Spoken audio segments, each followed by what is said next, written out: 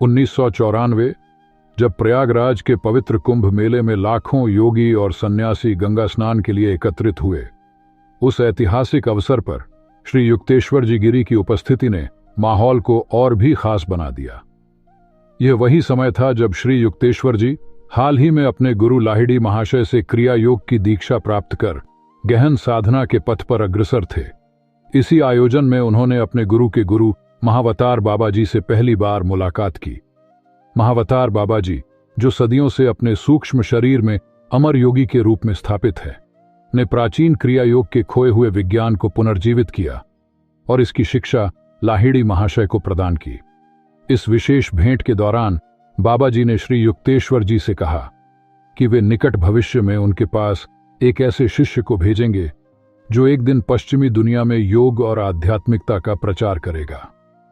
बाबा जी की यह भविष्यवाणी सटीक रूप से श्री परमहंस योगानंद जी की ओर इशारा करती थी।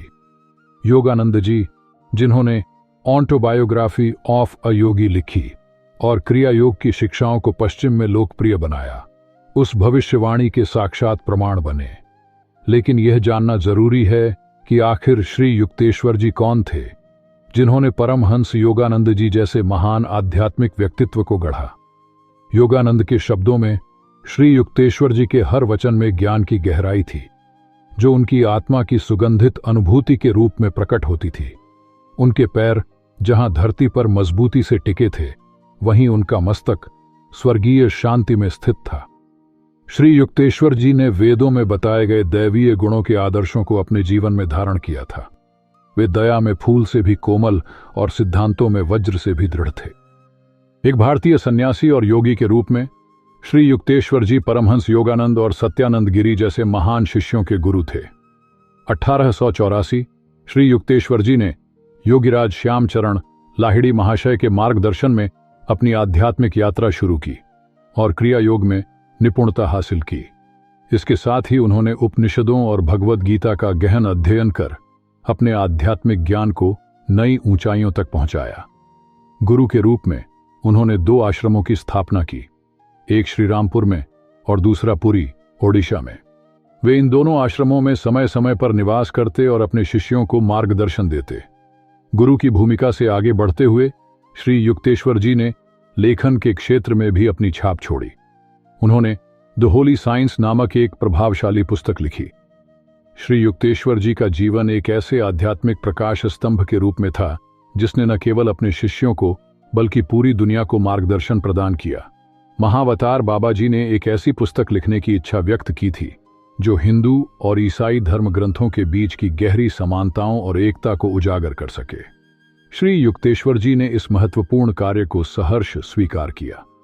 अपने जीवन की अंतिम अवस्था में श्री युक्तेश्वर जी ने परमहंस योगानंद को अपने सभी आश्रमों का उत्तराधिकारी चुना। 10 मई 1855 को भारत के श्रीरामपुर में एक समृद्ध व्यापारी परिवार में जन्मे श्री युक्तेश्वर जी, जिनका मूल नाम प्रियनाथ कांडार था, बचपन से ही अपने परिवार की जिम्मेदारियों को निभाने लगे।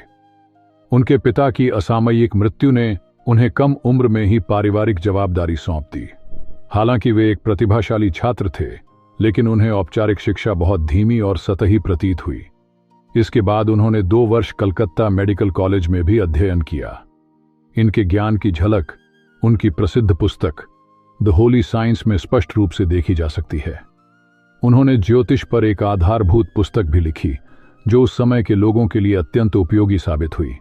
साथ ही उन्होंने बंगाली लोगों के लिए हिंदी और अंग्रेजी सीखने की एक सरल पुस्तक भी रची। उनकी सोच में महिलाओं की शिक्षा अति महत्वपूर्ण थी। उस समय बंगाल में महिलाओं की शिक्षा पर ध्यान देना असामान्य था, लेकिन उन्होंने इसे प्राथमिकता दी। इसके साथ ही उन्होंने ज्योतिष में गहरी विशेषज्ञता प्राप्त की। वे केवल एक आध्यात्मिक गुरु ही नहीं, बल्कि खगोल शास्त्र और विज्ञान के भी एक कुशल विद्वान थे। विश्वविद्यालय छोड़ने के बाद उन्होंने विवाह किया और एक बेटी के पिता बने, लेकिन जल्दी ही पत्नी का देहांत हो जाने के बाद उन्होंने संन्यास ग्रहण कर अपना पूरा जीवन आध्यात्मिक साधना के लिए समर्पित कर दिया। सन 1884 में उनकी मुलाकात योगीराज लाहिड़ी महाशय से हुई, जो उनके गुरु बने। लाहिड़ी महाशय ने उन्हें क्रिया योग की दीक्षा दी और उनके जीवन को एक नई दिशा प्रदान की। आने वाले कई वर्षों तक श्री युक्तेश्वर जी ने अपने गुरु की संगति में रहकर आध्यात्मिक साधना में नई ऊंचाई प्राप्त की। वे अक्सर बनारस जाकर लाहिड़ी महाशय से साधना संबंधी मार्गदर्शन प्राप्त करते रहे। श्री युक्तेश्वर जी ने शाकाहारी जीवन शैली को अपनाया और इसे आध्यात्मिक प्रगति के लिए आवश्यक माना। उनकी मान्यता थी कि क्रिया योग, जो पतंजलि के योग सूत्र के दूसरे अध्याय में वर्णित है, मानव विकास को तेज कर सकता है। यह भगवान श्री कृष्ण द्वारा सिखाया गया ईश्वर से साक्षात्कार का एक प्राचीन मार्ग है। क्रिया योग का अभ्यास मन को इंद्रियों की बाधाओं से मुक्त करता है और आत्मा को दिव्यता से जोड़ता है। श्री लाहिड़ी महाशय, श्री युक्तेश्वर जी और परमहंस योगानंद जी जैसे महान आचार्यों ने इस प्राचीन ज्ञान को आधुनिक युग तक पहुंचाया। महाअवतार बाबा जी, जो अमर गुरु और मृत्युंजयी योगी के रूप में जाने जाते हैं, ने लाहिड़ी महाशय को क्रिया योग में दीक्षित किया था। उनके माध्यम से क्रिया योग का प्राचीन विज्ञान पुनर्जीवित हुआ और इसे आधुनिक युग तक पहुंचाने की यात्रा प्रारंभ हुई। सन 1894 में क्रिया योग में एक दशक तक गहन साधना और सिद्धि प्राप्त करने के बाद श्री युक्तेश्वर जी ने अपने गुरु के गुरु महाअवतार बाबा जी से पहली बार मुलाकात की। यह ऐतिहासिक घटना प्रयागराज के कुंभ मेले में हुई, जहां लाखों योगी और साधक गंगा के पवित्र स्नान के लिए एकत्र हुए थे। इस मुलाकात में श्री युक्तेश्वर जी ने पश्चिमी वैज्ञानिकों और विचारकों के बारे में अपनी राय व्यक्त की। उन्होंने कहा कि ये लोग, जो यूरोप और अमेरिका में रहते हैं, विशेष बौद्धिक उपलब्धियों के बावजूद भौतिकवाद की ओर झुके हुए हैं। इन विचारकों की मुख्य कमजोरी यह है कि वे धार्मिक विविधता के बावजूद मौलिक एकता को स्वीकार नहीं करते। इससे विश्व में अलगाव और संकीर्ण सोच बढ़ती है। श्री युक्तेश्वर जी ने यह भी उल्लेख किया कि यदि ये लोग भारत के गुरुओं से मिल पाते तो यह उनके लिए अत्यंत लाभकारी हो सकता था। बाबा जी ने उनकी बातें सुनने के बाद मुस्कुराते हुए टिप्पणी की, मैंने देखा है कि तुम्हारी रुचि पूर्व और पश्चिम दोनों के बीच सामंजस्य स्थापित करने में है। यही कारण है कि मैंने तुम्हें यहां बुलाया है। बाबा जी ने कहा, पूर्व और पश्चिम को मिलकर ऐसा संतुलन बनाना चाहिए जिसमें कर्म और आध्यात्मिकता का सामंजस्य हो। भारत के पास गहरा आध्यात्मिक ज्ञान है जो पश्चिम को दिशा दिखा सकता है, जबकि पश्चिम के पास ऐसी तकनीकें हैं जो भारत के योग और धार्मिक विश्वासों को सशक्त बना सकती है। दोनों की साझेदारी से एक संतुलित और बेहतर रास्ता तैयार किया जा सकता है। बाबा जी ने श्री युक्तेश्वर जी से कहा, स्वामी जी, आप पूर्व और पश्चिम दोनों संस्कृतियों के बीच आदान प्रदान में एक महत्वपूर्ण भूमिका निभाएंगे। मैं कुछ वर्षों में आपके पास एक शिष्य भेजूंगा जिसे आप योग का प्रचार करने के लिए प्रशिक्षित करेंगे। पश्चिम में अनेक आत्माएं आध्यात्मिक भूख से त्रस्त हैं। मैं उनमें संभावित संतों को देखता हूं जो अमेरिका और यूरोप में जागृत होने की प्रतीक्षा कर रहे हैं। इस भविष्यवाणी के कई वर्षों बाद एक दिन श्री युक्तेश्वर जी ने चांदनी रात में परमहंस योगानंद की ओर देखा और मुस्कुराते हुए कहा, तुम वही शिष्य हो जिसे बाबा जी ने वर्षों पहले मुझे भेजने का वादा किया था। योगानंद जी ने अपने गुरु और महाअवतार बाबा जी की शिक्षाओं को न केवल पश्चिम में लोकप्रिय बनाया, बल्कि आध्यात्मिकता की इस अमूल्य निधि को लाखों जिज्ञासुओं तक पहुंचाया। बाबा जी से मुलाकात के बाद श्री युक्तेश्वर जी ने अपने बड़े पुश्तैनी घर को एक आध्यात्मिक आश्रम में बदलने का निर्णय लिया। यह आश्रम, जहां उन्होंने अपने शिष्यों को क्रिया योग की गहन शिक्षाएं दी। 22 मार्च 1903 को उन्होंने ओडिशा के पुरी में दूसरा आश्रम स्थापित किया, जिसे उन्होंने करार आश्रम नाम दिया। लाहिड़ी महाशय द्वारा हिमालय की गुफाओं से आम जनमानस तक लाई गई क्रिया योग की परंपरा को श्री युक्तेश्वर जी ने पूरे समर्पण के साथ आगे बढ़ाया। उन्होंने अपने समय को श्री रामपुर और पुरी के आश्रमों के बीच विभाजित किया ताकि दोनों स्थानों पर शिष्यों को शिक्षा दी जा सके। इसके अलावा उन्होंने साधु सभा नामक एक संगठन की स्थापना की जो आध्यात्मिक ज्ञान के प्रसार के लिए समर्पित था। शिक्षा में श्री युक्तेश्वर जी की रुचि इतनी गहरी थी कि उन्होंने अपने शिष्य परमहंस योगानंद से स्नातक की पढ़ाई पूरी करने पर जोर दिया। यद्यपि श्री युक्तेश्वर जी के शिष्यों की संख्या सीमित थी। सन 1910 में युवा मुकुंदलाल घोष, जो बाद में परमहंस योगानंद जी के नाम से प्रसिद्ध हुए, उनके सबसे प्रमुख शिष्य बने। योगानंद जी ने पश्चिमी दुनिया में क्रिया योग के अभ्यास का विस्तार किया और इसे व्यापक रूप से लोकप्रिय बनाया। श्री योगानंद जी ने बाद में बताया कि उनके गुरु की कठोर अनुशासन प्रणाली के कारण उनके शिष्य सीमित थे, लेकिन यह अनुशासन ही था जिसने उनके शिष्यों को गहराई से आध्यात्मिक साधना के प्रति समर्पित किया। श्री युक्तेश्वर जी और परमहंस योगानंद जी का उद्देश्य था कि पूर्व के प्राचीन ज्ञान को इस प्रकार पश्चिम में प्रचारित किया जाए कि यह पश्चिमी मन और संस्कृति के लिए सरल और स्वीकार्य बन सके। उन्होंने ऋषियों और संतों द्वारा दी गई शिक्षाओं को अपने जीवन में आत्मसात किया और उन्हें एक व्यावहारिक रूप में प्रस्तुत किया। श्री युक्तेश्वर जी ने हिंदू जीवन के 4 चरणों ब्रह्मचर्य, गृहस्थ, वानप्रस्थ और संन्यास और 4 पुरुषार्थ धर्म, अर्थ, काम और मोक्ष को अपने जीवन में आदर्श रूप में अपनाया। उन्होंने परमहंस योगानंद और परमहंस हरिहरानंद जैसे कई समर्पित शिष्यों को दीक्षा दी। इन शिष्यों ने श्री युक्तेश्वर जी के सपने को साकार किया और क्रिया योग को दुनिया के हर कोने तक फैलाया। उनकी शिक्षाएं आज भी लाखों साधकों के जीवन को नई दिशा प्रदान कर रही हैं। श्री युक्तेश्वर जी की पुस्तक द होली साइंस जीवन के वास्तविक अर्थ और सच्चे आनंद को पाने का आध्यात्मिक मार्ग दिखाती है। वे बताते हैं कि बाहरी सफलताएं स्थायी खुशी का स्रोत नहीं होती। मानव हृदय सच्चे सुख के लिए सत, चित्त और आनंद की 3 मूलभूत आवश्यकताओं की पूर्ति की आकांक्षा करता है। सच्चा संतोष केवल तभी प्राप्त होता है जब व्यक्ति सद्गुरु के मार्गदर्शन का पालन करता है, पवित्र शिक्षाओं को आत्मसात करता है और नैतिक आचरण बनाए रखता है।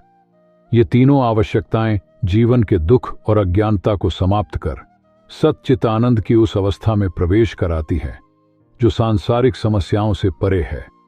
श्री युक्तेश्वर जी ने अपने उपदेशों में 5 आध्यात्मिक स्तंभों का उल्लेख किया जो सभी दुखों का अंत कर सकते हैं। ये स्तंभ हैं तप, स्वाध्याय, प्रणव ध्यान, श्रद्धा और नैतिक साहस अर्थात वीर्य। उनके अनुसार ध्यान दिव्यता प्राप्त करने का सबसे प्रभावी मार्ग है। नियमित ध्यान व्यक्ति को आत्मनिरीक्षण की क्षमता प्रदान करता है और अंतर्ज्ञान को विकसित करता है। ध्यान के लिए पात्रता नैतिक साहस और श्रद्धा पर आधारित होती है। स्वस्थ आदतें, सकारात्मक संगति और प्राणायाम की तकनीकें मन को कठोरता से मुक्त करती हैं और साधना के प्रति समर्पण को गहरा करती हैं। श्री युक्तेश्वर जी मानते थे कि साधना की शुरुआत गुरु और सभी प्राणियों के प्रति असीम प्रेम से होती है। केवल इस प्रेम के माध्यम से ही साधक आत्मा की गहराई तक जा सकता है और दिव्यता की ओर बढ़ सकता है। श्री युक्तेश्वर जी ने अपने जीवन के अंतिम क्षण पुरी के करार आश्रम में बिताए। महासमाधि में प्रवेश से पूर्व वे शांत और स्थिर अवस्था में थे। अपनी अंतिम सांस लेते हुए उन्होंने अपने शरीर को पूर्ण जागरूकता के साथ त्याग दिया।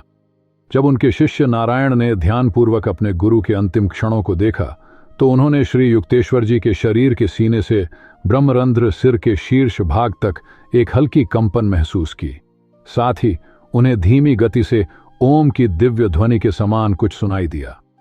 यह अनुभव नारायण के लिए अविस्मरणीय था, लेकिन यह मृत्यु नहीं थी। यह सिर्फ उनके भौतिक शरीर का त्याग मात्र था, जिसके बाद उन्होंने एक अधिक स्वतंत्र और दिव्य देह को धारण कर लिया। 19 जून 1936 की एक अद्भुत दोपहर परमहंस योगानंद बंबई के एक होटल में ध्यान मग्न थे, जब उनके गुरु श्री युक्तेश्वर जी दिव्य प्रकाश के साथ प्रकट हुए। अपने महासमाधि के बाद भी इस अद्भुत दर्शन ने योगानंद को गहराई से भाव विह्वल कर दिया और उनके हृदय में अपार श्रद्धा और प्रेम भर दिया।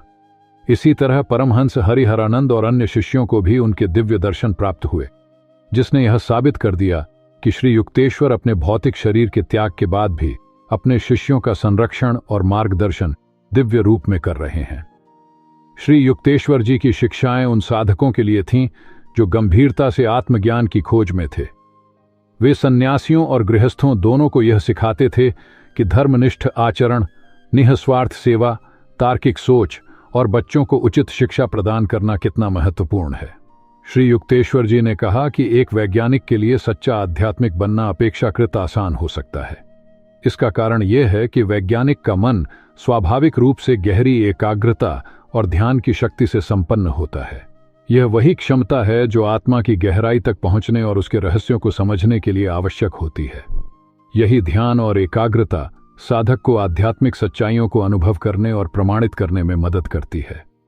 प्रसिद्ध विद्वान W. इवांस वेंट्स ने उनके बारे में लिखा कि वे अपने अनुयायियों के लिए अत्यधिक श्रद्धा और सम्मान के पात्र थे। वे भीड़ से दूर एकांत में रहते हुए अपने जीवन को पूरी तरह से साधना, शिक्षा और उच्च आदर्शों के पालन के लिए समर्पित करते थे। परमहंस योगानंद जी ने उनके जीवन और शिक्षाओं को ऐसा अमूल्य प्रेरणा स्रोत बताया जो न केवल उनके समय के लिए बल्कि आने वाली पीढ़ियों के लिए भी मार्गदर्शक और प्रकाश स्तंभ बना रहेगा। श्री युक्तेश्वर जी अपने शिष्यों से कहते थे, यह अंधविश्वास रखने का कोई अर्थ नहीं है कि मेरे छूने मात्र से तुम्हारा उद्धार हो जाएगा या स्वर्ग से कोई रथ तुम्हें लेने आएगा। गुरु की उपस्थिति तुम्हें मार्ग दिखा सकती है और ज्ञान के विकास में सहायक हो सकती है, लेकिन तुम्हें अपने आत्मा को उन्नत करने के लिए स्वयं प्रयास करना होगा। गुरु द्वारा दी गई साधना की तकनीकों को अपनाओ और अपने जीवन को उस दिशा में ले जाओ जहां तुम अपनी आत्मा को उच्चतम स्तर पर पहुंचा सको।